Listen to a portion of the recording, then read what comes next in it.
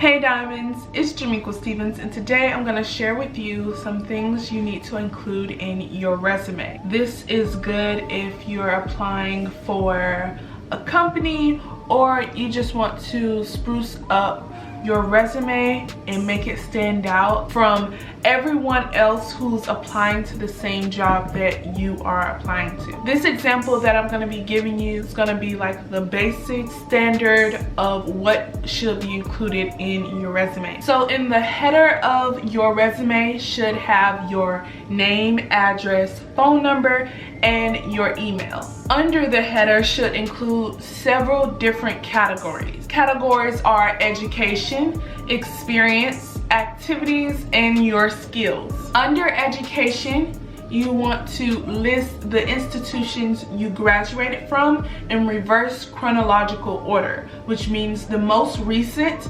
institution you graduated from should be listed first. And then under your experience, you want to list anything that you've done, like volunteer work, paid, internships, leadership experience, also military positions. So you don't need to list every place that you've worked at. You just need to list anything that's current, maybe in the last 3 years, and anything that's relevant to the position that you're applying for. Under activities, you want to list any clubs, organizations you were part of, Greek life, any athletic teams, non-profit groups that you are a member of. And in these memberships, did you have any leadership roles? Were you a chair? Were you part of the board in any of these organizations? Did you participate in any leadership conferences, research? Did you do any training for the position that you held? So the next category is skills. What skills do you possess? Do you have any language, other languages that you speak? Do you have any computer skills? I know for my resume, I like to put that I am a certified specialist in Microsoft Office. I got a certificate back when I was in high school,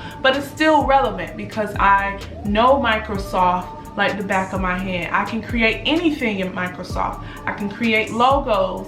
I even do that right now with my clients for my business. I create their logo stickers in Microsoft Office. What the average person doesn't know about Microsoft Office, I do. So that is a skill that I like to include in my resume. Now, you always want to remember that your resume needs to be 1 to 2 pages. We don't need a 4-page resume.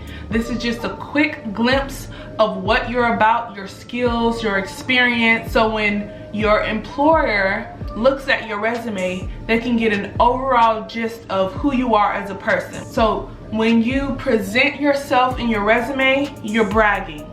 You need to let them know, okay, this is what I can do, this is what I have experience in, and this is what I can bring to the table. When you get in your interview, then you can explain in more depth what you can bring to the table. Personally, I like to keep my resume really recent, at least 3 years dating back. So my resume is always 1 page long. I like to do most of my talking in the interview. The page margin should be 1/2 inch to 1 inch, and you can use Times New Roman, and it can be 10 to 12 point font. Verb tense. If you're currently working at a job, you want the verbs to be present tense. Participate in. So if the job is something that you had in the past and you no longer work there, you want the verb tense to be past tense. Participated in. Your references should not be in your resume. Your references